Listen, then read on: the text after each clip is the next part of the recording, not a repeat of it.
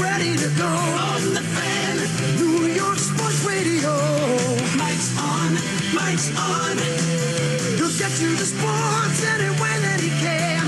It's Mike Francesa on the Fan. Sports Radio 66 and 101.9 FM, WFAN. Coming to you live from the Hard Rock on this very busy Monday here on the 16th day of October. Francesa on the Fan on day of Game 3 of the ALCS. October, when it's good, you can do about 40 different shows. You wish you could bottle them and have them for other times of the year, but that's how October is, especially when you get a big run from one of your baseball teams. This is like an old-fashioned October for the Yankees. Game 3 after two very, very suspenseful, tough 2-1 outings against a very good Houston team. And we'll open the show with the general manager of the Yankees, Brian Cashman. Cash, welcome. How are you? I'm good, thanks. All right. Here before a Game 3, and we'll take you right up to the pregame tonight. We have tickets to give away. We'll do them early in the 2 and 3 o'clock hours so you can still get to the ballpark. So we have tickets to give away, and that's why we'll do it. Remember, games 4 and 5, and we're all hopeful of a Game 5, will be 5 o'clock. So we'll be 1 to 4:30 before the pregame on those 2 days. Here we are in the after a day off. Cash, first, congratulations on a terrific run, but tell me your thoughts on the first 2 games as you get ready to throw Game 3 your way in your building tonight. That's October baseball. You gotta play perfect, and I think they played perfect, and we came close to perfection, but obviously we didn't, so we're down 2-0. 2 well-pitched games by you guys against a very good lineup. If you take out Correa and Altuve, you guys have shut down the entire rest of that very good lineup. Yeah, there's no doubt about it. I think we've pitched extremely well. Obviously, so have they. They've shut us down. And again, they've made some great defensive plays to support their pitching. And, the series it certainly could be different, but unfortunately it's not. And so hopefully this home cooking that we're going to get here back with October weather here in the Bronx, our fans have been great. So this feels like the old stadium. It does feel like the old time. And it's chilly tonight. You said it's going to be the 40s. It's going to feel like October baseball. And it's funny, we go back a couple of years ago. Even before the wild card loss to the Astros and Keuchel, we go back to before that, you doing a end of the season wrap up with me, and you said, baseball's changing. We got to get younger. We got to get our own players. We got to get more athletic. This is where the sport's going. Clearly, that was your design. And a couple of years later, as you see it in the Astros, you see it in your guys. Good, young, athletic, talented players abound in baseball right now. So that was your design, and you've been able to follow it completely. Yeah, we've definitely drafted well, internationally signed well, and then obviously made some trades that have really benefited us and to speed up the process. So we have a great group here now, and we think we still have more good stuff coming, and hopefully we can stay healthy and maximize our performance. But right now, we're trying to figure out a way to beat Houston tonight. And you have, you talk about their young players and their young stars, your young players going through this for the first time, whether it's, Sanchez or Judge. But it was a guy who's been around for a while, the old-fashioned kind of trade, the old kind of trade that you would make in the past, to go get a guy like Verlander, and how good Verlander was in that game, in Game 2. A big factor already in the series. And I didn't think that much about him going to Houston, because I hadn't seen him the last couple of years. When I'd seen him, he hadn't pitched that well. And now he's gone down there, and he's been lights out since he got there. Yeah, he definitely, first half this year wasn't, vintage Verlander, and then obviously, he started getting on track here and towards the end of the deadline, and Houston went all in on him. Obviously he was available, this huge contract, and so you got to give him credit. They took on that type of money. That's not a contract that in our current circumstances we could even play on, and so I tell you what, you got to give Jim Crane and that ownership group a lot of credit, because they made a tough decision. It's not easy to go all in on that type of financial commitment, and then Verlander is honoring every aspect of it, because he has been brilliant since he got there. He has. Your young players going through this for the first time, going through the Cleveland series, just going through this postseason, what's that going to mean for your team going forward, no matter what happens in the series?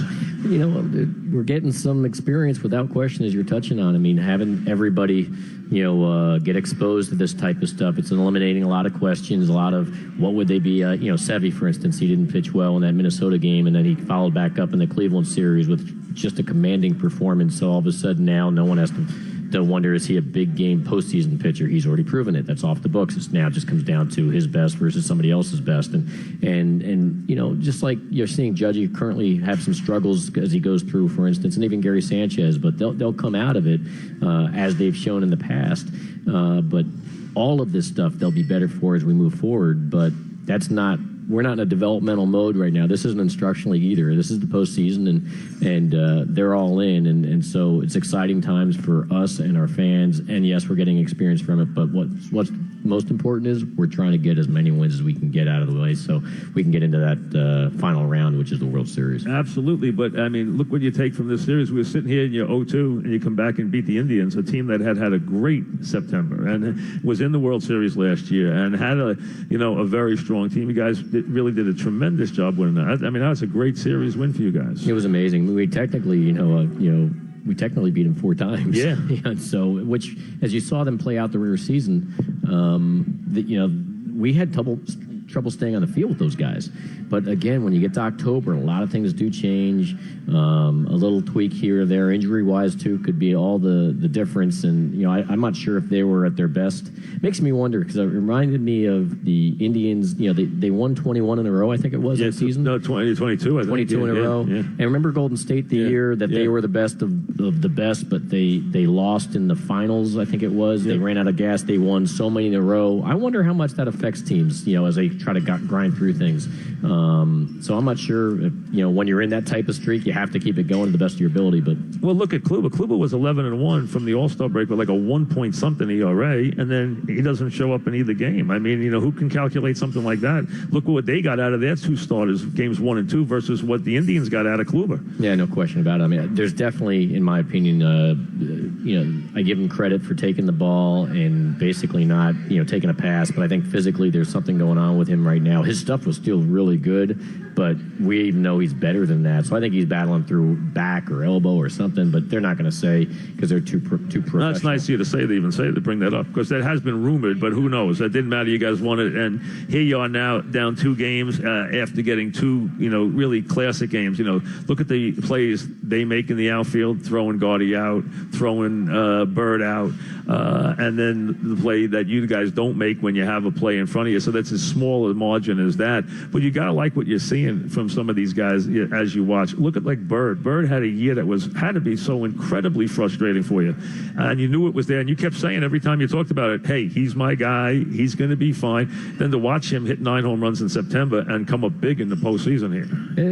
It's validation, because I remember during the trade deadline and throughout, as even August when we were dealing with various clubs, I remember being on the phone with the general manager and he was telling me, "You're really going to wait on Greg Bird to come back?" And I'm like, because I had to preface everything. We're going to get Bird back, right. So it's just a tourniquet.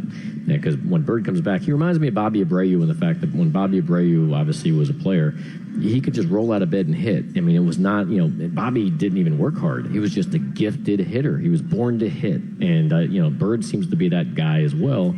So I know if he was healthy, and our anticipation was at some point, and it took a lot longer than we expected because it took a while to figure out what was going on, he'd be back. And he was going to be back sometime in August, and then just turn him loose and knock the rust off. It wouldn't take long. And he's validated that. This guy is going to be... He's got a beautiful swing. That's what he has. He's got a beautiful swing. It makes you wonder, again, as we were hoping for this year, what it's going to be like to have a Judge and a Sanchez and a Bird in the middle of the lineup for 100 and a Didi plus games. Yeah. And Didi. Yeah. So it's good that we have him when it counts right now. How about him? That's a trade you wanted to make. A trade. You don't usually go find an all-star shortstop and replace an iconic shortstop in one fell swoop. I mean, that's a heck of a deal. You go out and you replace Jeter with a guy that you go out and get that isn't playing somewhere else and turns out to be a guy that you can bat, clean up in the playoffs. Yeah, I tell you what, it's I got to throw some praise to our pro scouting side. Tim Naring was the highest ceiling bet on him, but Tommy Wilson scouted him that year. Kendall Carter scouted him that year. Our analytics were really high on him. Jim Hendry scouted him that year. They all had future above average player.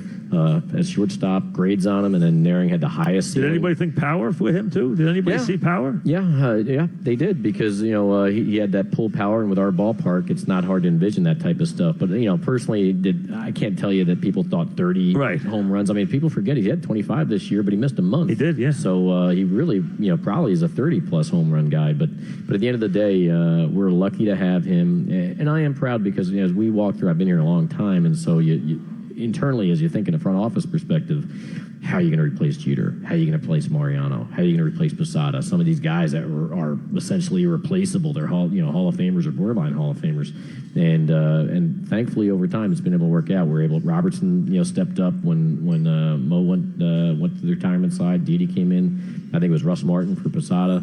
So we were able to transition, and when you're active, you're like, how are we going to do this?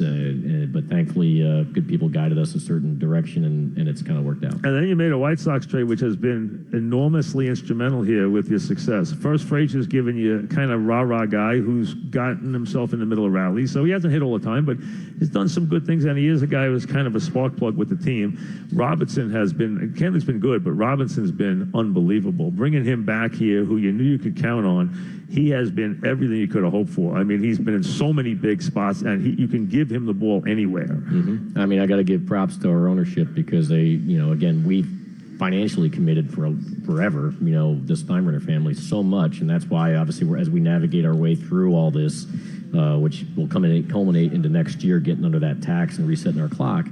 I remember going to Hal Steinbrenner, and that's a big cake of money. We were able to do the deal. We gave up Blake Rutherford, which was a tough give, but we got Canely back, which is a controllable pitcher. Robertson makes a lot of money. Frazier is a free agent at the end of the year. He makes a lot of money. So there was a little bit of, if you take this contract or both contracts, you give a little. And so the Steinbrenner family stepped up and allowed us to take on that kind of financial commitment, not just now, but moving forward with Robertson because he signed through next year. And that has been probably the most impactful transaction we had in season this year.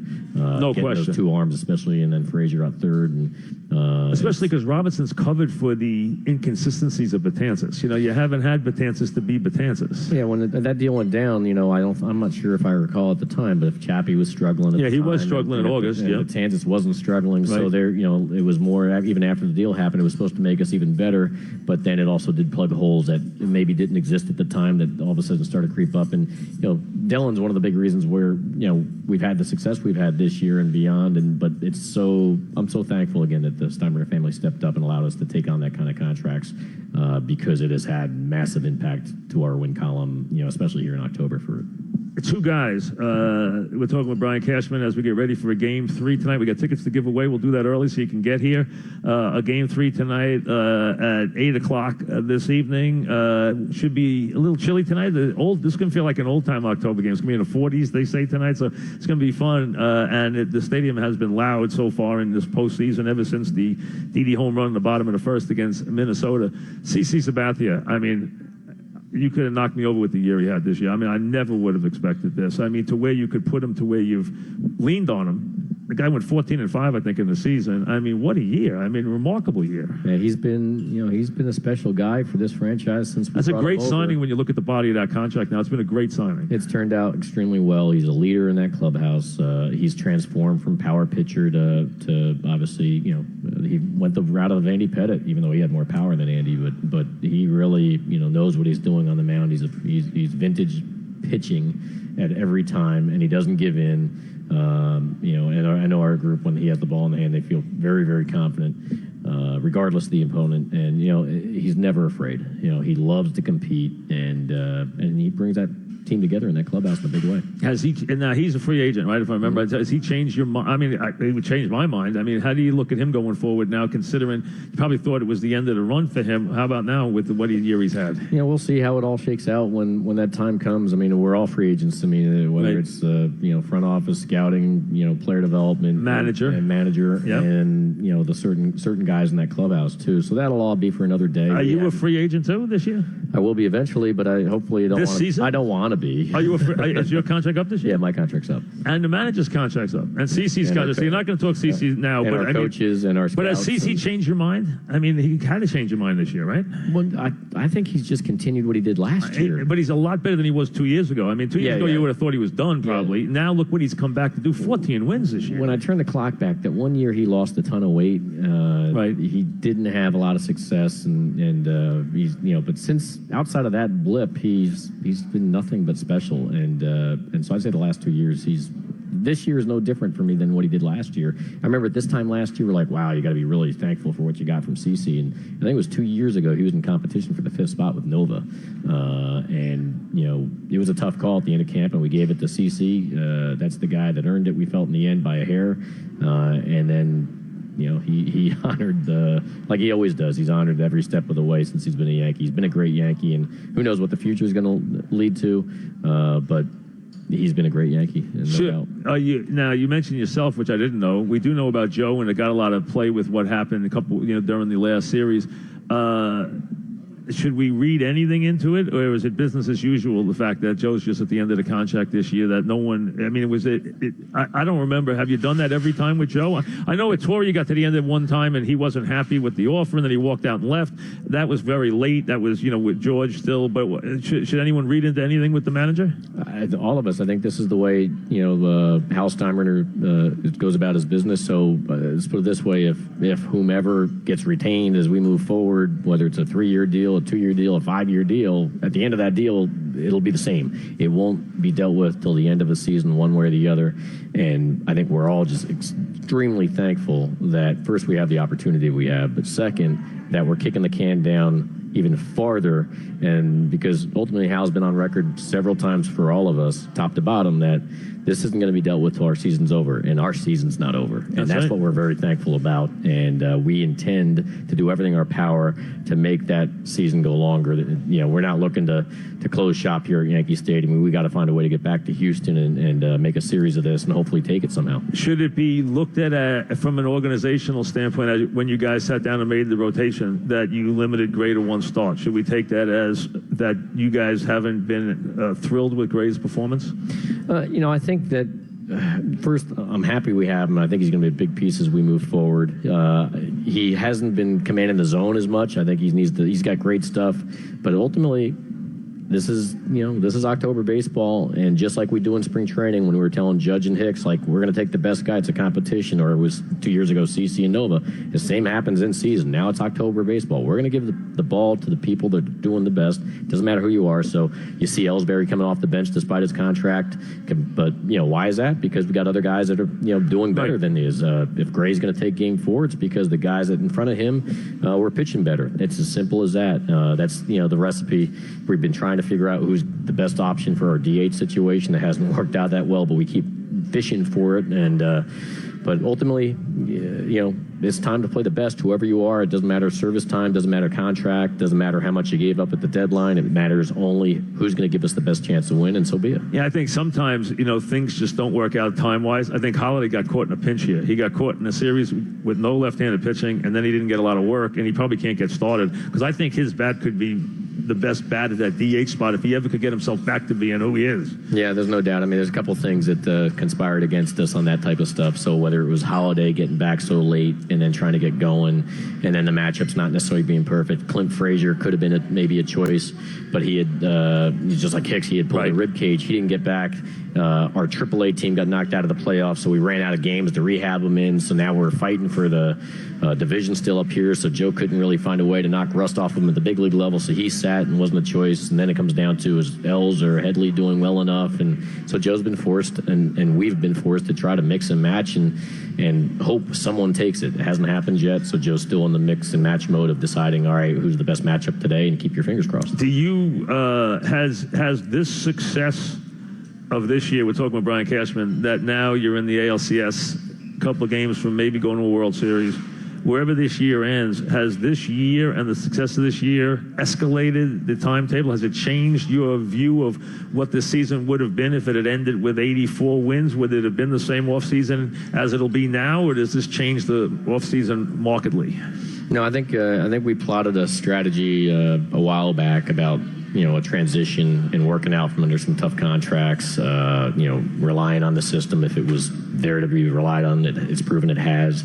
And, we have a long-term strategy that, I don't know what phase you'd say we're in the middle of it or towards the end of it or whatever, but it's getting close towards the end right now, whereas we approach the winter of 2017 into the season of 2018. They have a good team next year. We do, and I think we have less, obvious needs because of, a lot of the performances we've been getting.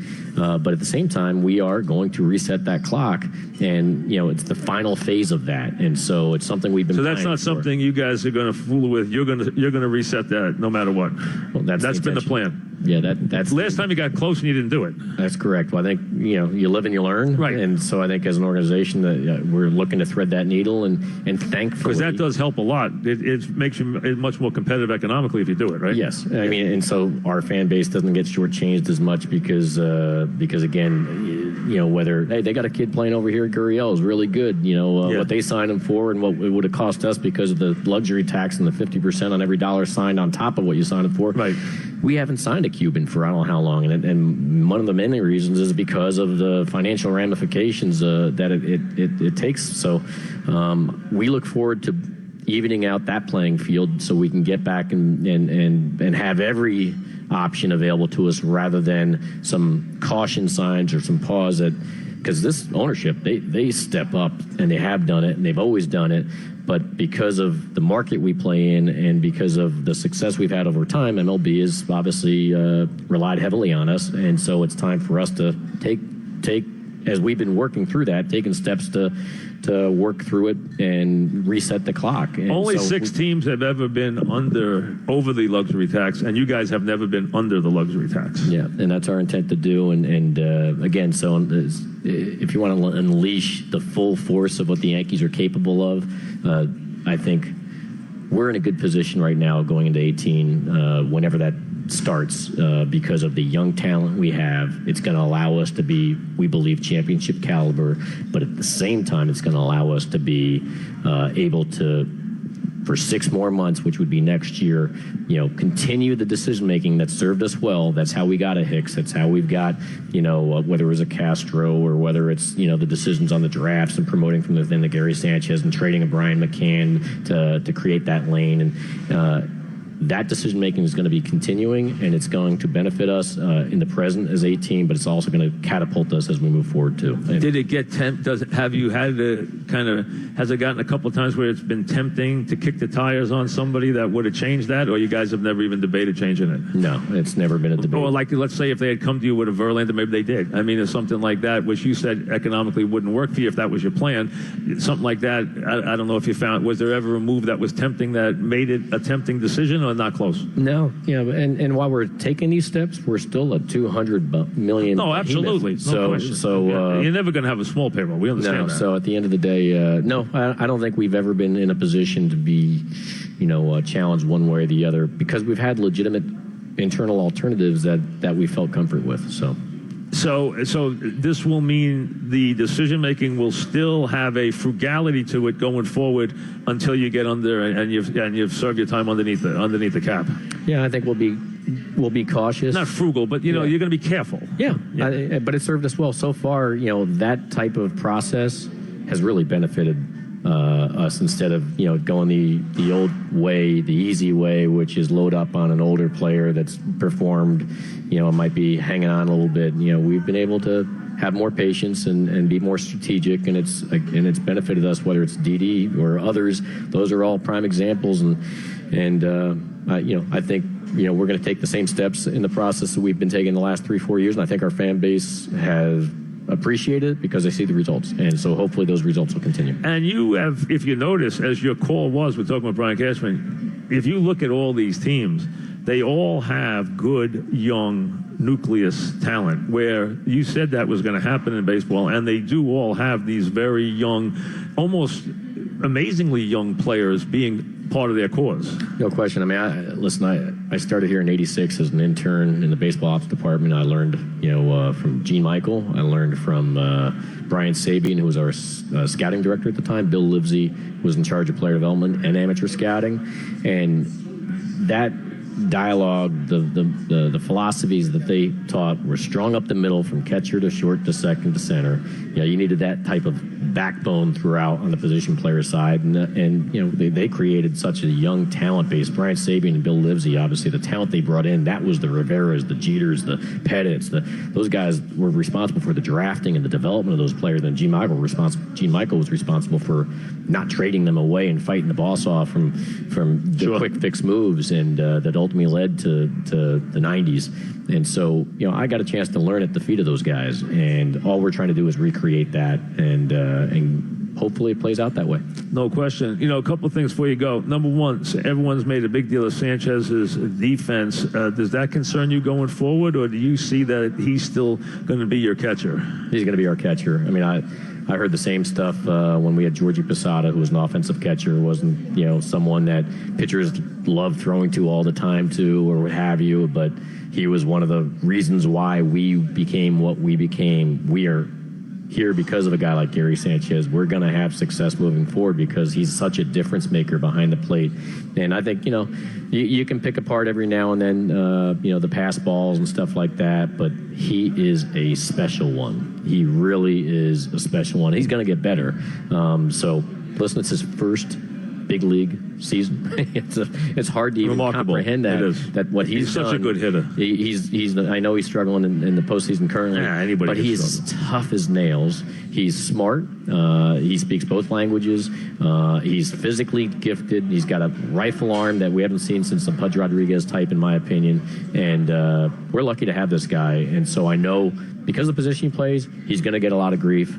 But I'm glad that he's mentally tough enough to deal with it and take it, because he is going to be part of our future in a big way. A name the fans heard a lot, and now they probably haven't heard a while because he's on the shelf in the Yankees' success. But Gleyber Torres is a guy who's got, some people say he's the most talented player in the minor leagues. What's your path for him next year? He's going to go to spring training, probably get exposure like he did last year, third, short, second, see where it goes. He's got to knock the rust out because, he had his maiden voyage at AAA interrupted with the Tommy John surgery. He's starting to believe to hit off the tee right now down there at the Instructional League. So all's going well with him. So I anticipate him, as long as he gets back on track, making his major league debut at some point when a need arises in 18. I don't see it happening out of the gate, because he hasn't even had a full season at AAA. But again, what he's done at that age level is pretty impressive, and so he's got a good head on his shoulders, and I think we're fortunate to have him. Has Didi's success made you pinpoint him towards one of the other two positions and away from shortstop? Not necessarily. I just, Didi is our shortstop. And right now, we feel we have slots until someone gives that slot up. If somebody takes it, that's the way things have worked. Turning the clock back, I remember when Jeter went down in spring training, with a hammy or something, Soriano had to play shortstop all spring, and I think he was coming out of Double-A, and he hit like gangbusters. Next thing you know, we're like, we got to figure out a way to get Soriano on the club. He forced his way in the mix, just like Robbie Cano years ago forced his way in the mix and took Miguel Cairo's job. So if somebody pushes up and takes a job from somebody else who, quote unquote, at the same time loses the job, so be it. But that's all for another day.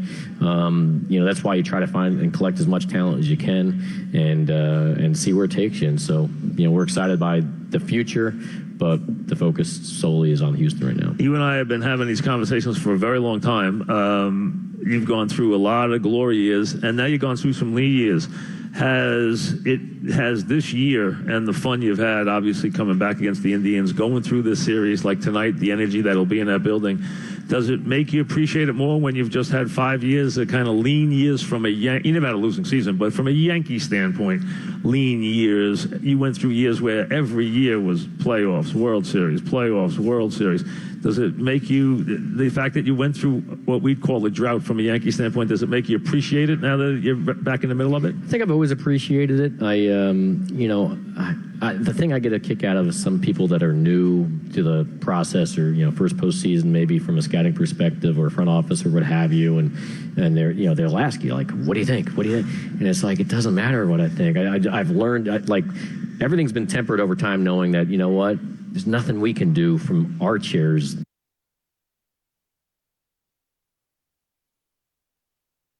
outside of Root, we're no different than the fans. Obviously, we are a part of the scouting process, the advanced scouting process. We're a part of the intimate knowledge of who's banged up and who's more than another. But I know there's nothing I can do to make ourselves play better. I guess if I said bad things on the radio right now, I could make them play worse by getting somebody mad. but there's nothing really that so.